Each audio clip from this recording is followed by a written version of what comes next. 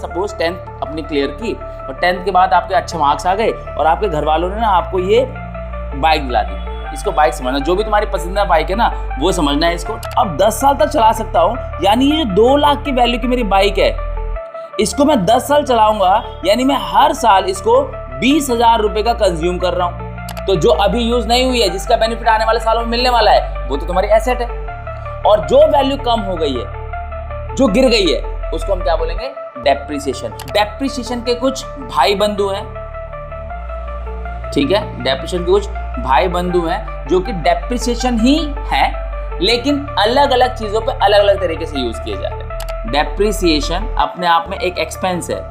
अगर आप डेप्रिसिएशन की सही वैल्यू नहीं दिखा रहे हो तो आपने अपना एक्सपेंस सही नहीं दिखाया है। अगर आपने अपना एक्सपेंस ही सही नहीं दिखाया है तो यानी आपने अपना या तो प्रॉफिट ज्यादा दिखा रखा है या तो लॉस ज्यादा दिखा रखा है। स्ट्रेट लाइन मेथड क्या है? Straight line method.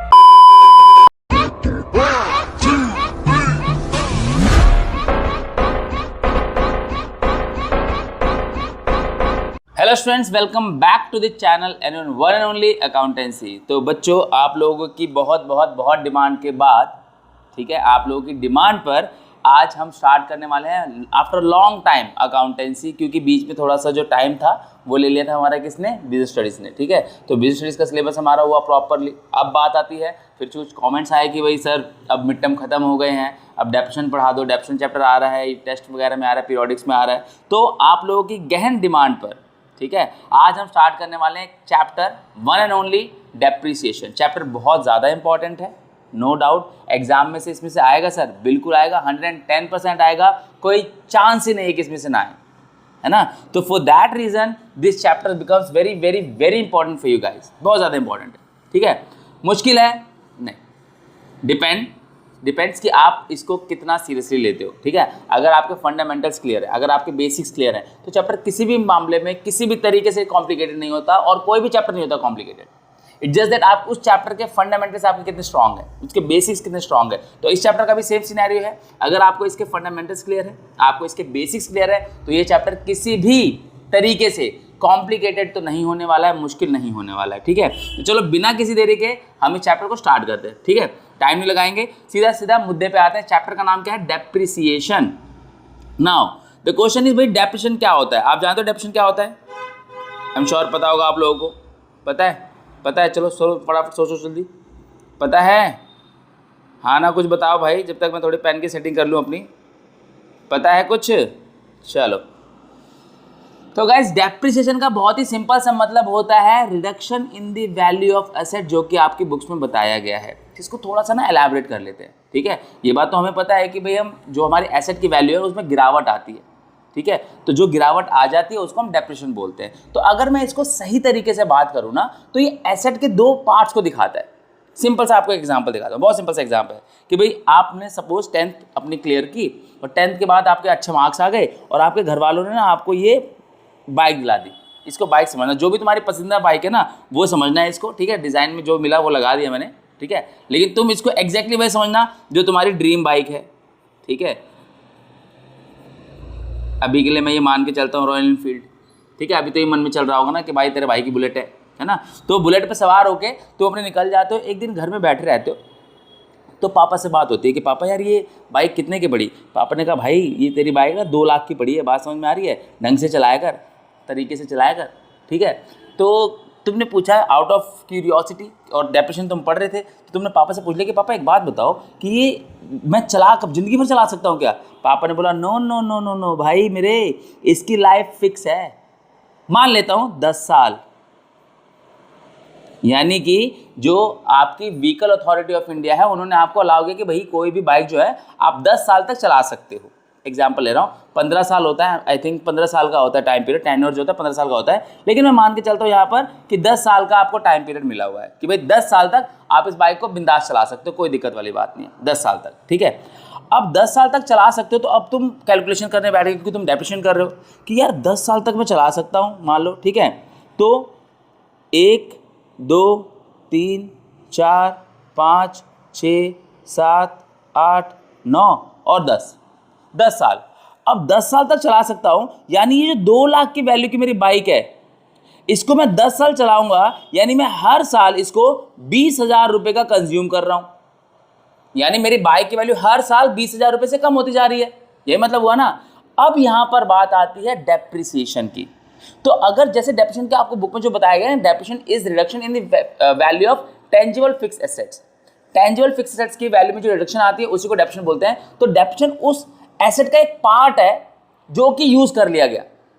अभी एसेट तुम्हारी यहां से यहां तक पूरी 20 साल के लिए, 10 साल के लिए कितने की थी? 2 लाख की थी। लेकिन इस 2 लाख की एसेट को जब तुमने पहले साल में यूज किया, तो पहले साल में तुमने इसको 20,000 का यूज कर लिया, तो जो 20,000 का यूज किया ना, ये तो बन गया तुम्हारा डेप्रिसिएशन। क्यों?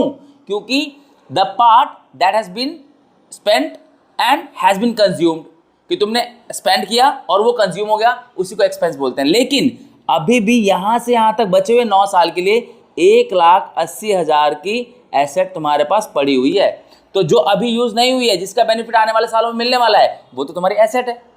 और जो वैल्यू कम हो गई है, जो गिर गई है, उसको हम क्या बोलेंगे? डेप्रिसिएशन। तो depreciation is not just about reduction in the value of asset, यानी आप उस एसेट को कितना कंज्यूम कर चुके हो, जिस वैल्यूएशन के बराबर आप उसको कंज्यूम कर चुके हो, वही आपका डेप्रिसिएशन होता है। तो डेप्रिसिएशन को इसीलिए कहा जाता है नॉन कैश एक्सपेंस, कि आप इसके लिए कोई कैश किसी को पे नहीं करते हो, क्योंकि भैया कैश तुम पहले पे कर चुके। समझ में आ रही बात? तो अब जो ये तुम कंज्यूम कर रहे हो ना हर साल 20,000 रुपए, तो हर साल उसकी वैल्यू 20,000 रुपए से जो कम हो रही है, दैट इज कॉल्ड डेप्रिसिएशन। यहीं से ये स्टेटमेंट आई है, depreciation is reduction in the value of fixed tangible asset. उसकी वैल्यू में गिरावट आना। तो बेसिकली गिरावट किस वजह से आ रही है? आपके कंजप्शन की वजह से हो सकती है, टाइम की वजह से हो सकती है, ठीक है, एक्सीडेंट की वजह से हो सकती है। तो जितना पार्ट यूज हो जाता है या जितना पार्ट की वैल्यू कम हो जाती है, उसको बोलते हैं डेप्रिसिएशन। बात समझ में आ रही है? तो ये है हमारा। अब देखो भाई, तो अब ये बात आ गई कि ये डेप्रिसिएशन होता है। डेप्रिसिएशन समझ गया आप, कि जितना एसेट का पार्ट आप यूज कर लेते हो, उसकी वैल्यू में गिरावट आ जाती है, क्योंकि आप उसको कंज्यूम कर चुके, वो आपका डेप्रिसिएशन होता है। और जो बचा हुआ है वो आपका एसेट है, क्योंकि उसका बेनिफिट आपको आने वाले टाइम में अभी मिलने वाला है। तो ये ध्यान रखना, डेप्रिसिएशन क्या होता है? एक नॉन कैश एक्सपेंस है which shows consumption of any asset. ठीक है, खत्म। अब हम बात करते हैं कि डेप्रिसिएशन किन किन वजहों से, किन किन कारणों से चार्ज किया जा सकता है। Number 1, use of asset. आप एसेट को यूज करोगे, तो मैंने अभी भी बताया आपको, जैसे जैसे यूज करोगे, जितनी वैल्यू को यूज करते जाओगे, वो आपका डेप्रिसिएशन हो जाएगा। ठीक है। तो दूसरा होता है एफ्लक्स ऑफ टाइम। अब एफ्लक्स ऑफ टाइम क्या होता है? आपने देखा होगा प्रोडक्ट्स के पीछे ना एक्सपायरी लिखी होती है कि यूज बाय। जैसे अब मैंने बाइक की बात की, तो ये बाइक का टाइम पीरियड कितना दिया मैंने आपको? 10 साल का। 10 साल के बाद ये खत्म, आप रोड पे चला नहीं सकते, आपको स्क्रैप करानी पड़ेगी, नहीं तो वो अथॉरिटी वाले उठा के ले चले जाएंगे आपकी बाइक, आपको उठा के लेके चले जाएंगे। वो बात समझ में आ रही है? तो एफ्लक्स ऑफ टाइम क्या होता है कि हर एसेट का अपना एक टाइम पीरियड होता है, ठीक है, इसकी एक्सपायरी डेट होती है। काफ़ी सारे एसेट्स की एक्सपायरी डेट होती है। तो some asset have finite life period, on expiry of the life period the asset will cease to exist, उसकी वैल्यू खत्म हो जाएगी। नेक्स्ट आता है हमारा ऑब्सोलेंस।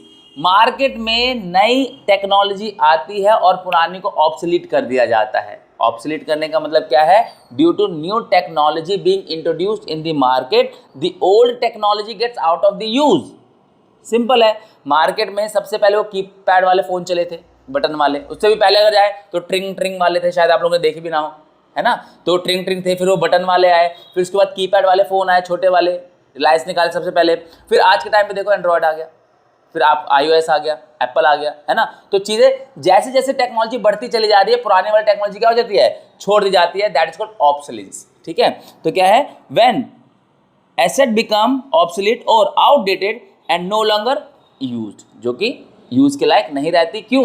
क्योंकि मार्केट में नई टेक्नोलॉजी आ चुकी है। ठीक है। आप खुद ही देखो ना, पहले बैलगाड़ी चलती थी, ठीक है, उससे भी पहले हाथ गाड़ी चलती थी, फिर बैलगाड़ी आई, घोड़ा गाड़ी आई, फिर स्कूटर आए, कार आए, है ना। तो इस तरीके से नई टेक्नोलॉजी आती है तो पुरानी आउट ऑफ यूज जाती है। अगला एक्सीडेंट। किसी भी वैल्यू का, किसी भी एसेट का एक्सीडेंट होगा तो उसकी वैल्यूएशन में कमी आएगी ही आएगी फॉर श्योर, है ना। तो क्या है? An asset may lose its value and damage due to fire, accident, theft और नेचुरल क्लाइमेट। किसी भी वजह से अगर एक्सीडेंट होता है तो उसकी वैल्यू में कमी आ जाती है। बात समझ में आ रही है? तो ये हमारा क्या है?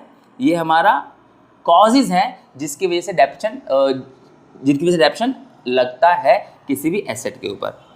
अब बात आती है डेप्रिसिएशन के कुछ भाई बंधु हैं, ठीक है। डेप्रिसिएशन के कुछ भाई बंधु हैं जो कि डेप्रिसिएशन ही हैं, लेकिन अलग अलग चीज़ों पे अलग अलग तरीके से यूज़ किए जा रहे हैं। क्योंकि एसेट्स के भी टाइप है ना अलग अलग, ठीक है। तो अलग अलग तरीके पे अलग अलग टर्म्स यूज की जा रही हैं। जैसे सबसे पहले एक टर्म देख, तो आप डेप्रिसिएशन तो आपने देख लिया, तो डेप्रिसिएशन के बारे में क्या पता चला आपको भाई कि जो डेप्रिसिएशन है ना, ये जो टर्म डेप्रिसिएशन है ये लगती है किस पे, फिक्स्ड टेंजिबल एसेट पे, फिक्स्ड टेंजिबल एसेट पे। अब डेप्रिसिएशन का एक कजन है भाई अमोर्टाइजेशन। अब ये अमोर्टाइजेशन भी रिडक्शन ही है, वही जो कंज्यूम कर रहे हैं उसकी वजह से वैल्यू कम होती जा रही है, वही है, लेकिन ये लगती किसके ऊपर है, ये लगती है इनटेंजिबल एसेट के ऊपर, है ना, इनटेंजिबल एसेट के ऊपर लगती है ये। बात समझ में आ रही है, ठीक है। तो it is gradual and systematic return of writing of cost of intangible asset over it's estimated useful life. For example आप इसको ऐसे समझो कि आपने किसी कंपनी की फ्रेंचाइजी ले रखी है, लेट्स से कि आपने KFC की फ्रेंचाइजी ले रखी है, ठीक है, 1 साल की, है ना, मान लेते हैं 1 साल की ले रखी है, और 1 साल की फ्रेंचाइजी आपको मिली है 5 लाख में, है ना। अब जैसे जैसे महीने खत्म होते जा रहे हैं, ठीक है, आपका वो जो 5 लाख है वो कंज्यूम होता जा रहा है। जैसे साल पूरा होगा, 1 साल के बाद आपको वो लाइसेंस दोबारा रिन्यू कराना पड़ेगा, वो रॉयल्टी, वो फ्रेंचाइजी का पेमेंट दोबारा करना पड़ेगा, है ना। तो अब आप KFC की गुडविल पे काम कर रहे हो, लेकिन पेमेंट करके काम कर रहे हो, क्योंकि इसको बोला जाता है परचेज्ड गुडविल। इसी तरीके से आपने कोई कॉपीराइटेड सॉन्ग था, है ना, आपने ले लिया 1 साल के लिए मान लो, या फिर 5 साल के आपने लाइसेंस ले लिया उसका कि ठीक है 5 साल तक हम इसको यूज़ कर सकते हैं, 10 लाख रुपए दे दिए, तो हर साल 2-2 लाख की उसकी वैल्यू कम होती जा रही है। 5 साल होते ही अगर आपको दोबारा चाहिए तो दोबारा उसके 10 लाख आपको देने पड़ेंगे, है ना। तो जैसे जैसे आप उसको यूज़ करते जा रहे हो, उस कॉपीराइट को, पेटेंट राइट को या गुडविल को, परचेज गुडविल को आप यूज़ करते जा रहे हो, उतनी उतनी वैल्यू कम होती जा रही है। जैसे 5 साल के लिए अगर 10 लाख दिए तो हर साल 2 लाख आपने कंज्यूम कर लिए। पहले साल 2 लाख कंज्यूम किए तो 2 लाख आपके राइट ऑफ हो गए, ठीक है। राइट ऑफ का मतलब होता है उसकी वैल्यू कम हो गई अब, ठीक है। फिर 8 लाख के रह गए आपके, अब 8 लाख कितने साल चलेंगे, 4 साल। फिर 2 लाख आपने और यूज़ कर लिए, फिर 6 रह गए, 6 कितने के लिए, 3 साल के लिए। तो इस तरीके से जैसे जैसे आप उसको कंज्यूम करते जा रहे हो वैसे वैसे उसकी वैल्यू, परचेज गुडविल की वैल्यू कम होती चली जा रही है, ठीक है। इसी को बोलते हैं अमोर्टाइजेशन। किसके लिए यूज होता है, इनटेंजिबल एसेट्स के लिए यूज होता है। क्या है, डेप्रिसिएशन जैसा ही है लेकिन इनटेंजिबल एसेट्स के लिए यूज होता है। अगला आता है हमारा डेप्लीशन। अब डेप्लीशन क्या है, तुम लोगों ने सुना होगा पेट्रोलियम, ठीक है, तुमने सुना होगा कोयला, कोल माइनिंग, सुना है ना, ठीक है। तो इन सब के ना कोयले की कोल माइनिंग होती है, माइनिंग मतलब खुदाई होती है, कोयले के खादान बिकते हैं पूरे पूरे, और बिकते नहीं है। अब ये तो नहीं कि कोयले का खदान तुम्हारा ही हो गया, वो क्या होते हैं, वो लीज पे लिए जाते हैं, उनका ना टेंडर पास होता है, उनका ना टेंडर पास होता है। मान लेते हैं कि 5 साल के लिए, ठीक है, 5 साल 10 साल 20 साल वट एवर इट इज़। तो वह सेम चीज़ है कि ये जो टर्म है, ठीक है, ये यूज़ होती है नेचुरल रिसोर्सेज के लिए, नेचुरल रिसोर्सेज को एक्सट्रैक्ट करने के लिए, उनकी खुदाई करने के लिए, उनको निकालने के लिए, ठीक है। जो उनके लाइसेंस पे या टेंडर पे जो पेमेंट आप करते हो, ठीक है, वो टेंडर हो गया। अब वही सेम चीज़ आ गई, आपने 5 साल का आपको लाइसेंस मिला, उस 5 साल के लिए आपको 10 लाख रुपए देने पड़े, ठीक है। तो आप हर साल 2 लाख की वैल्यू का उसको यूज कर रहे हो, यानी आपने 10 लाख जो दिए हैं तो हर साल आप 2-2 लाख रुपए यूज करोगे, और 5 साल पूरे होते ही वो 10 के 10 राइट ऑफ हो जाएंगे, खत्म हो जाएंगे। क्यों, क्योंकि उस 10 लाख की वैल्यूएशन के बराबर आपने काम कर लिया। उस 5 साल में आप कितनी ही माइनिंग करो वो कोई दिक्कत वाली बात नहीं है, लेकिन आपके जो 10 लाख हैं वो धीरे धीरे कम होते जा रहे हैं with the passage of time. आप जैसे जैसे उसको यूज करते जा रहे हो, टाइम चलता जा रहा है, टाइम फ्रेम जैसे जैसे कम होता जाएगा वैसे वैसे आपकी उस 10 लाख की वैल्यू और कम होती चली जाएगी। आ रही बात समझ में। तो ये भी क्या है, ये भी depletion is also a term related to depreciation, लेकिन यहाँ पर ये किसके लिए यूज होती है, नेचुरल रिसोर्सेज के लिए, है ना। समझ में आ रहा है आप लोग, हम सॉरी समझ में आ रहा है। मैं यहाँ पे बात क्या कर रहा हूँ, मैं कह रहा हूँ कि भाई आपने पैसे दे के कोई चीज एसेट एक्वायर की है ना, और उस जितने पैसे आपने दिए हैं वो पैसे विद द पैस ऑफ टाइम खत्म हो जाएंगे, क्योंकि वो एसेट आपके पास एक लिमिटेड टाइम पीरियड के लिए है जिसके लिए आपने पे किया है। जैसे जैसे वो टाइम फ्रेम कम होता चला जाएगा आप उसको कंज्यूम करते चले जा रहे हो, और कंज्यूम करने से ही उसकी वैल्यू कम होती जा रही है आपके लिए। 5 साल बाद आप दोबारा ले लो या फिर कोई और ले लेगा तो उसके लिए फिर अगले 5 साल के लिए उसकी वैल्यू है ना, फिर वो यूज करता जाएगा, उसकी वैल्यू राइट ऑफ होती चली जाएगी, फिर 5 साल पूरे होंगे, अगली बार कोई और ले लेगा या आप ही दोबारा ले लोगे। बात समझ में आ रही है। तो कहने का मतलब है कि जैसे जैसे आप कंज्यूम करते हो उसकी वैल्यू कम होती जा रही है, राइट ऑफ होती जा रही है। तो यहाँ पर डेप्लीशन किसके लिए यूज होता है, डेप्लीशन टर्म यूज होती है नेचुरल रिसोर्सेज के एक्सट्रैक्शन के लिए। तो it is an accrual accounting method used to allocate the cost of extracting natural resources such as extraction of coal from mine। ठीक है, आप माइन में से खुदाई कर रहे हो कोयले की, जैसे जितनी खुदाई करते जा रहे हो टाइम निकलता जा रहा है। जैसे मैंने बताया 10 लाख है, 1 साल यूज़ किया आपने तो 2 लाख यूज़ कर लिया आपने, अब 2 लाख खत्म हो गया, वो 8 लाख रह गए आपके। तो जो 10 लाख में आपने एसेट खरीदी थी वो 8 लाख के रह गए आपके लिए। ठीक है, ये नेक्स्ट हमारा है क्या इंपॉर्टेंस है भाई, डेप्रिसिएशन क्यों चार्ज किया जाता है, इसकी क्या इंपॉर्टेंस है। तो इंपॉर्टेंस क्या देखो, टू डिटरमाइन करेक्ट प्रॉफिट और लॉस, क्योंकि एसेट की करेक्ट वैल्यू आप दिखाओगे तो ही आपको देखो डेप्रिसिएशन अपने आप में क्या है, डेप्रिसिएशन अपने आप में एक एक्सपेंस है। अगर आप डेप्रिसिएशन की सही वैल्यू नहीं दिखा रहे हो तो आपने अपना एक्सपेंस सही नहीं दिखाया है। अगर आपने अपना एक्सपेंस ही सही नहीं दिखाया है तो यानी आपने अपना या तो प्रॉफिट ज़्यादा दिखा रखा है या तो लॉस ज़्यादा दिखा रखा है। अगर आपने अपना एक्सपेंस ज़्यादा दिखा दिया तो आपने लॉस दिखा रखा है, यानी कि खर्चे ज़्यादा दिखा दिए। अगर आपने अपना खर्चा कम दिखा रखा है तो आपका प्रॉफिट ज़्यादा आएगा फिर। अरे बात समझ में। तो कहने का मतलब ये है कि अगर डेप्रिसिएशन एक एक्सपेंस होता है जिसको प्रॉफिट एंड लॉस अकाउंट में रिकॉर्ड किया जाता है, और अगर इसकी रिकॉर्डिंग हो रही है तो इसकी कैलकुलेशन भी होगी।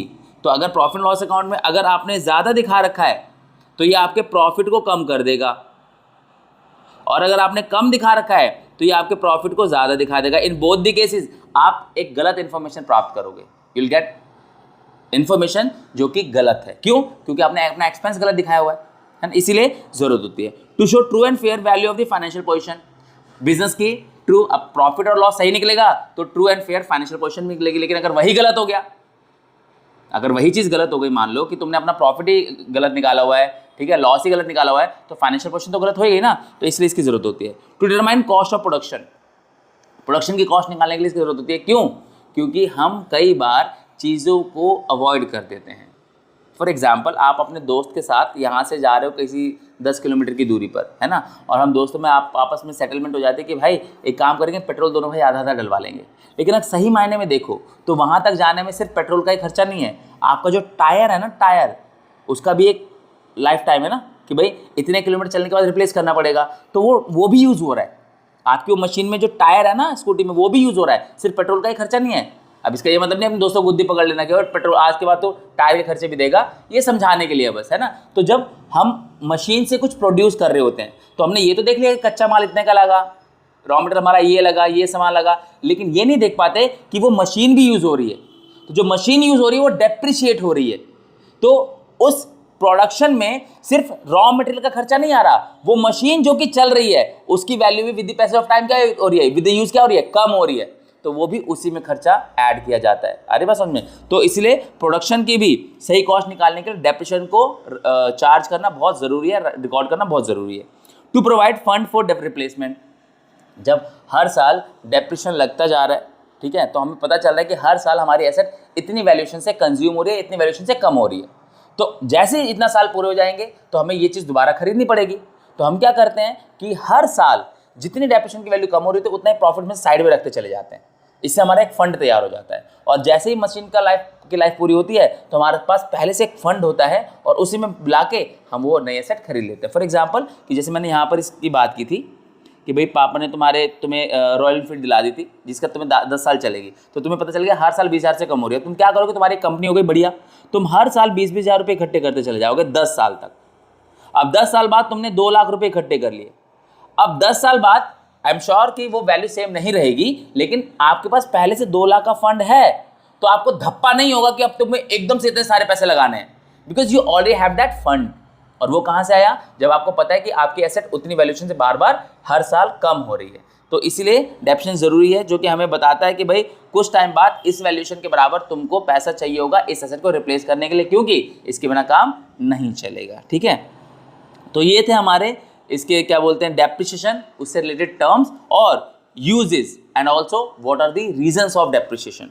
अब हम बात करेंगे कि डेप्रिसिएशन चार्ज करने के कितने मेथड्स होते हैं।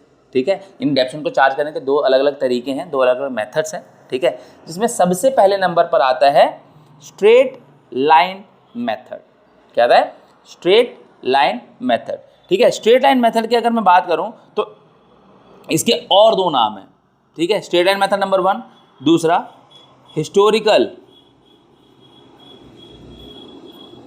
Cost method. ठीक है। एक और नाम है इसका फिक्स्ड इंस्टॉलमेंट मेथड, ठीक है। या फिर एक और नया कह सकते हो आप ओरिजिनल कॉस्ट मेथड, ठीक है। ओरिजिनल हिस्टोरिकल बात एक ही हो गई है ना। तो इसको 3 अलग अलग नामों से जाना जाता है, SLM straight line method, historical cost method या ओरिजिनल कॉस्ट मेथड, या फिक्स्ड इंस्टॉलमेंट मेथड, जहां पर एक फिक्स इंस्टॉलमेंट का डेप्शन बार बार हर साल लगता रहता है, ठीक है।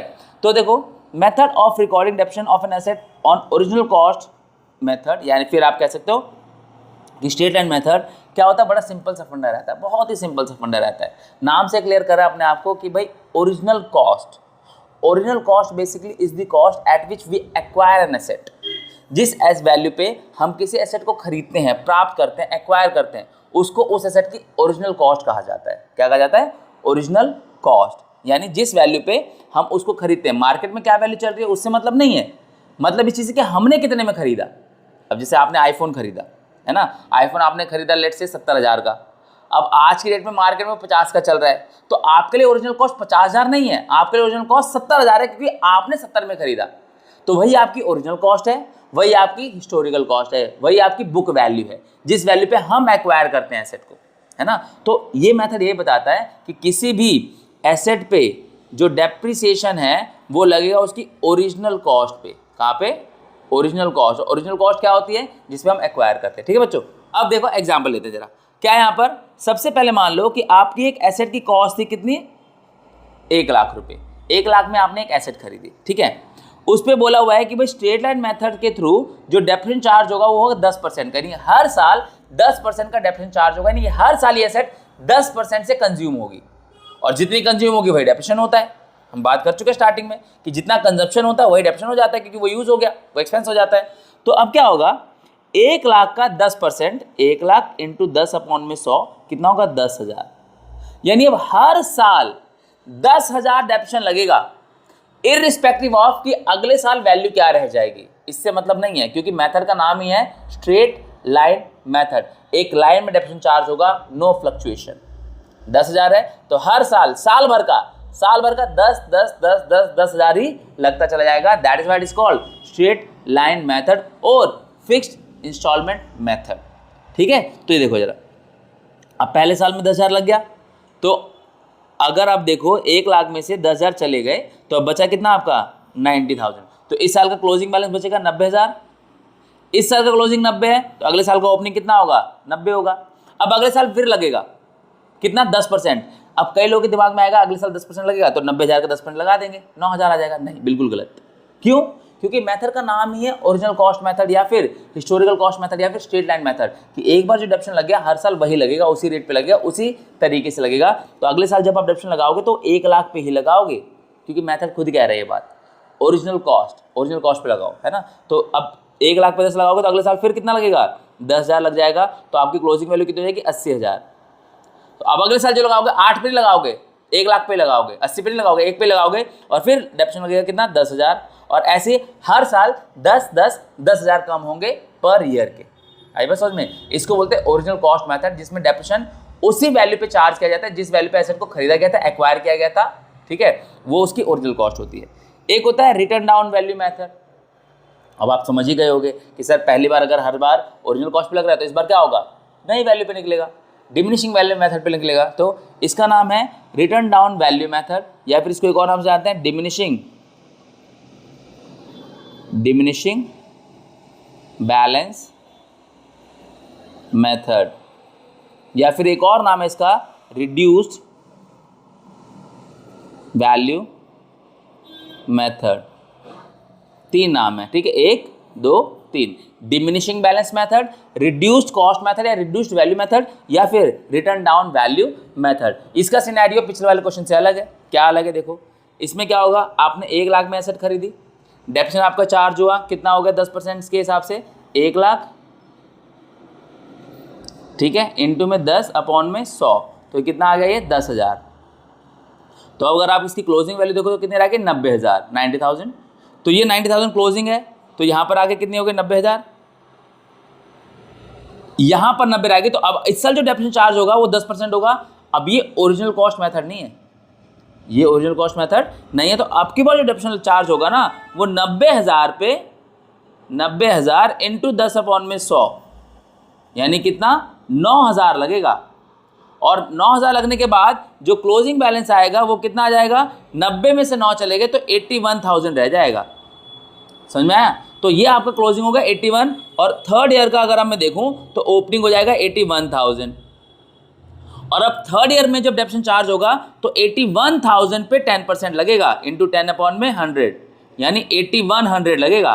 तो क्लोजिंग वैल्यू कितनी आ जाएगी आपकी, 81 में से 8 गए आपके तो 72,900 बच जाएगा आपका, 72,900 बच जाएगा आपका। कोई डाउट है किसी को?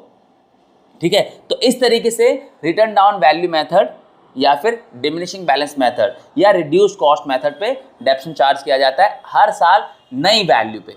इसमें क्या हो रहा था, इस वाले में अगर आपने देखा तो हर साल 10 लाख पे 1 लाख पे लग रहा था, 10,000 10,000 10,000 10,000। इसमें ऐसा नहीं है, इसमें क्या है कि आपने वैल्यू है उस पर डेप्रिसिएशन चार्ज किया, डेप्रिसिएशन चार्ज करके वैल्यू आई, नई वैल्यू आई जो न्यू ओपनिंग वैल्यू क्या है 90,000, उस पर 10% लगा 9,000, फिर माइनस करके कितना बचा 81,000, अगली बार 81 पे लगेगा 8100। तो हर साल रिड्यूस्ड कॉस्ट होती है, नई वैल्यू जो आती है उस पर डेप्रिसिएशन चार्ज किया जाता है। ये होता है हमारा रिटर्न डाउन वैल्यू मेथड या फिर डिमिनिशिंग बैलेंस मेथड।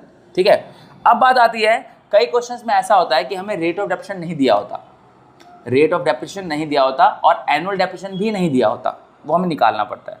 तो जब हमें एनुअल डेप्रिसिएशन नहीं दिया हुआ है तो हमें फाइन तो करना पड़ेगा क्योंकि डेप्रिसिएशन चार्ज तो करना ही है।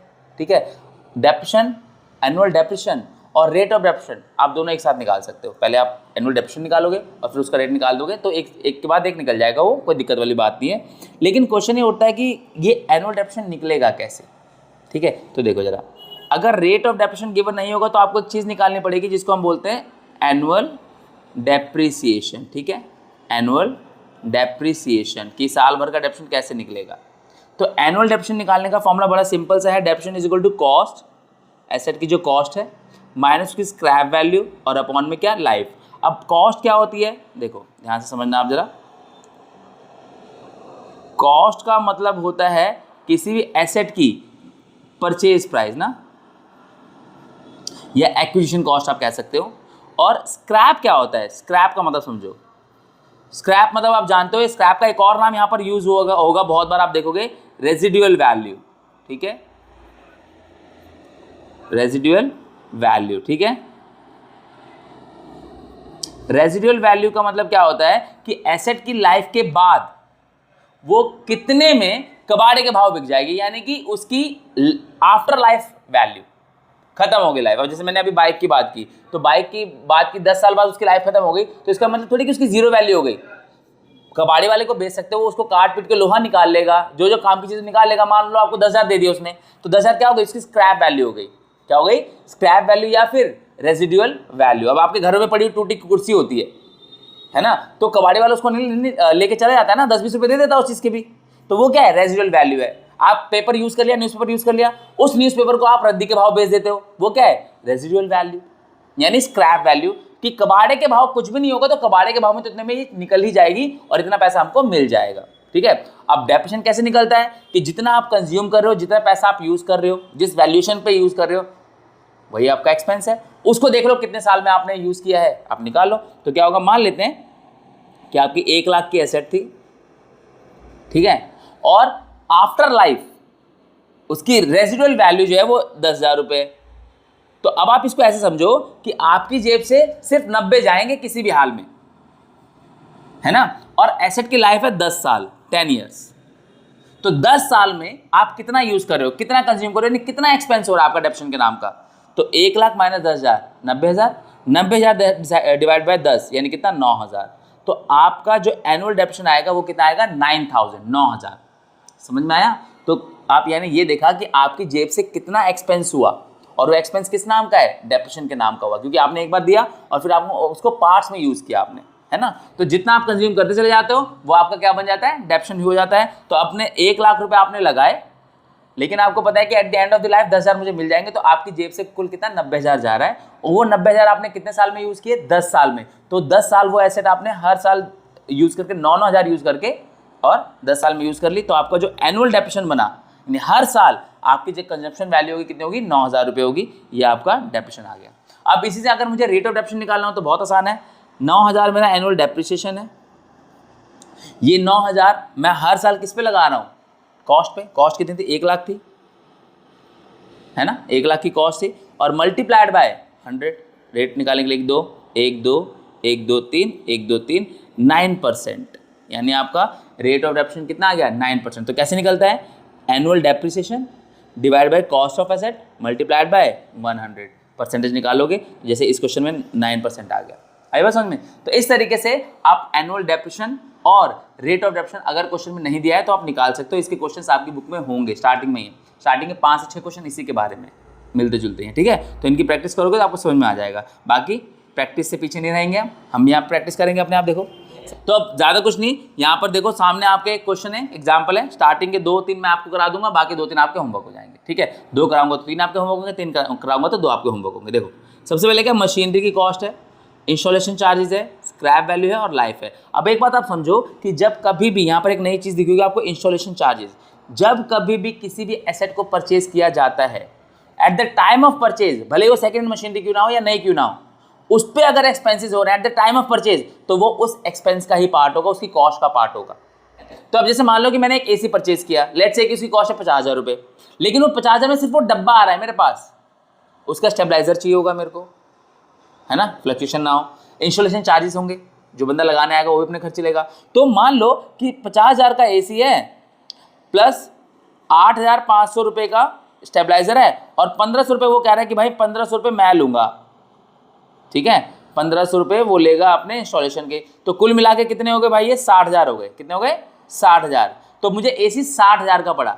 लेकिन मान लो कि उस एसी को लगवाने के बाद 6 महीने के बाद मैंने उसकी सर्विस कराई, ऑल दो सर्विस फ्री होती है, लेकिन मान लेता हूँ कि नहीं है, एक्सेप्शन मान लेता हूँ, ठीक है। तो ये 6 महीने के बाद 2,000 रुपये लगे उसकी सर्विसिंग के। तो क्या ये 2,000 एसी का पार्ट है अब? जी नहीं, ये पार्ट है रिपेयर एंड मेंटेनेंस का।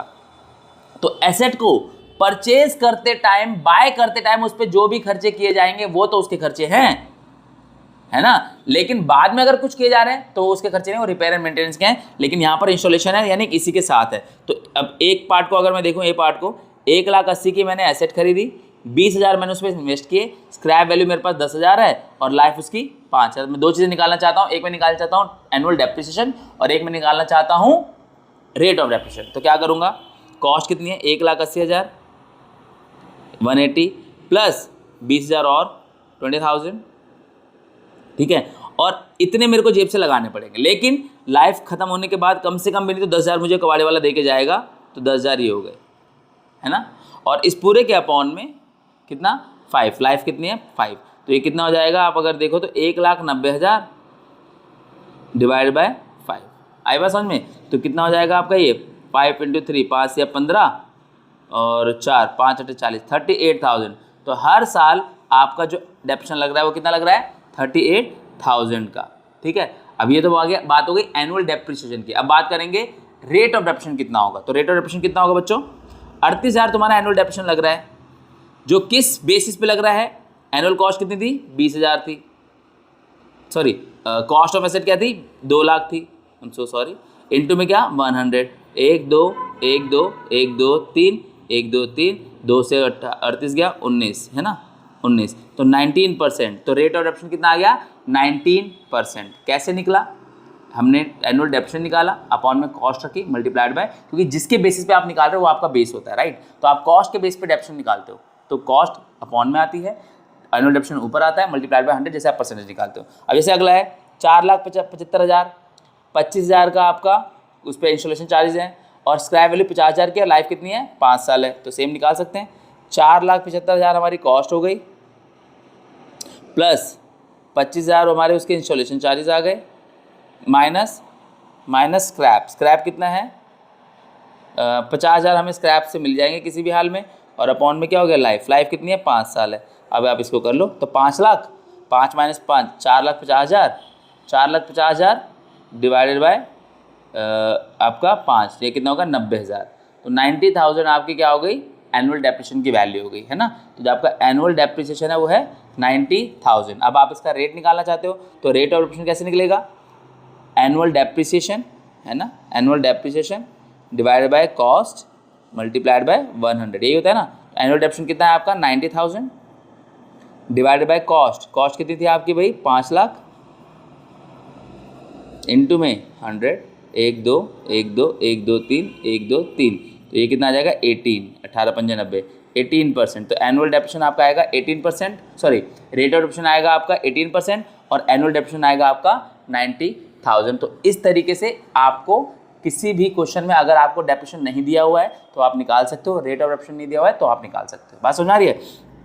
तो आज की इस वीडियो के लिए, आज के इस लेक्चर में इतना ही, ठीक है, क्योंकि एक साथ सारा करेंगे तो बहुत ज़्यादा मेस्ड अप हो जाएगा। बेसिक्स है हमारे, ये फंडामेंटल्स है, ये हमारे क्लियर होने बहुत जरूरी है, ठीक है। फिर हम धीरे धीरे अलग अलग टाइप के क्वेश्चंस पे आएंगे, बहुत सारे अच्छे अच्छे क्वेश्चंस करने हैं हम लोगों को। कि मतलब ये है कि आप अगर ये सीरीज देख लोगे ना डेप्रिसिएशन की, तो हर टाइप के क्वेश्चन कवर करूंगा मैं उसमें, हर टाइप, ठीक है। छूटना कुछ भी नहीं है, समझ में नहीं आएगा चांस ही नहीं है, चांस ही नहीं है ना। बस थोड़ा सा आपको डेडिकेशन के साथ बैठना पड़ेगा और अपना टाइम इन्वेस्ट करना पड़ेगा, जल्दबाजी नहीं मचानी है। बात आती है प्रैक्टिस की। अब देखो इतने से काम तो बनेगा नहीं, अगर आपने ये समझा है तो प्रैक्टिस भी करनी पड़ेगी। अब प्रैक्टिस करने के लिए कुछ नहीं करना है, थोड़ी सी मेहनत करनी है, अपनी उंगली को थोड़ा सा कष्ट देना है।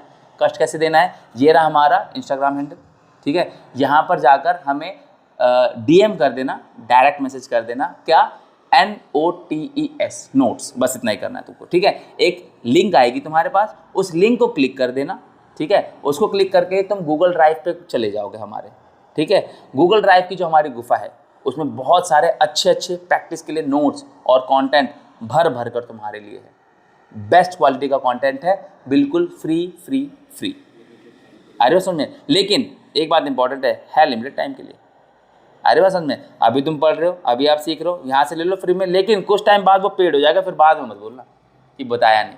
बात समझ में आ रही है। तो अभी जाके वहाँ से उसको डाउनलोड कर लो, ठीक है, वहाँ से उठा लो, प्रैक्टिस कर लो, अभी फ्री में है, ठीक है। बाद में पेड हो जाएगा तो फिर बाद में मुझे मत बोलना, पहले बता दिया मैंने, ठीक है। तो इसी के साथ ये लेक्चर, ये वीडियो एडिट करते हैं यहीं पे। मिलेंगे अगली वीडियो में एक नए क्वेश्चन के साथ, ठीक है, क्योंकि अब आगे हमें क्वेश्चन स्टार्ट करने हैं। बेसिक्स ये हैं, इनको देख लेना, इनको पढ़ना। कोई भी डाउट हो ना बच्चों तो बिंदास होके कमेंट सेक्शन में लिख देना, ठीक है।